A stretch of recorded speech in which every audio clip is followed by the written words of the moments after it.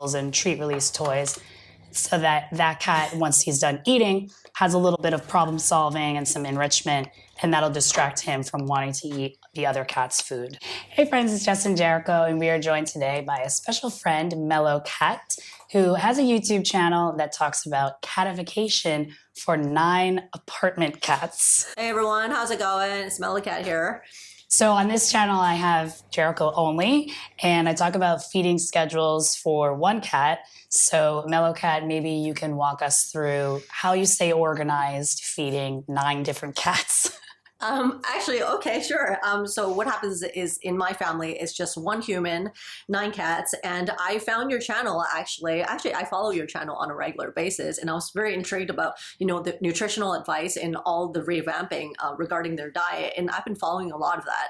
But that said, Nice. It's not the easiest when you have 9 cats. So now another thing is, like not just the kind of food, but how about the areas? Do you guys do you suggest having one designated area for, all cats, or, kind of spread it around, or, some people say don't put it beside the food dish beside the fountain. Some people say yes, some people say no. What's your take on that? I've read that before, that cats don't like to eat where they drink, and I've tested that with Jericho. So I had 2 water bowls set up, one that was where his food dish was, and then the other one like completely separate. He drank water from both of them.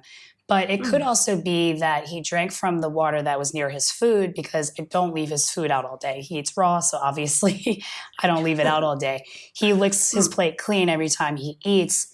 So it could potentially be that his food isn't sitting all day next to his water dish. But in terms of feeding areas, since cats are territorial, most behavioralists do recommend feeding multiple cats in separate areas. That way there's no stress or competition for food, and they can feel like they can eat without having to rush. I know you mentioned before that you have some fast eaters and some slow eaters. Yeah. And the one gets a little worried and anxious about, am I going to get enough food today? So I think, especially if they live outside and you rescue them from outside, which I know a lot of your cats are, or a lot of people rescue from shelters, there's like 15 or 20 cats in one room. So that's a lot of stress just because cats are territorial. Out in the wild, they would have like multiple block radius of their own territory. So when we bring them indoors, it's like, we have to do the best that we can to kind of replicate how their life would be outside as practically as possible. So separate feeding areas would be great. And if it doesn't cause too much stress, maybe you have one that's, eating much quicker.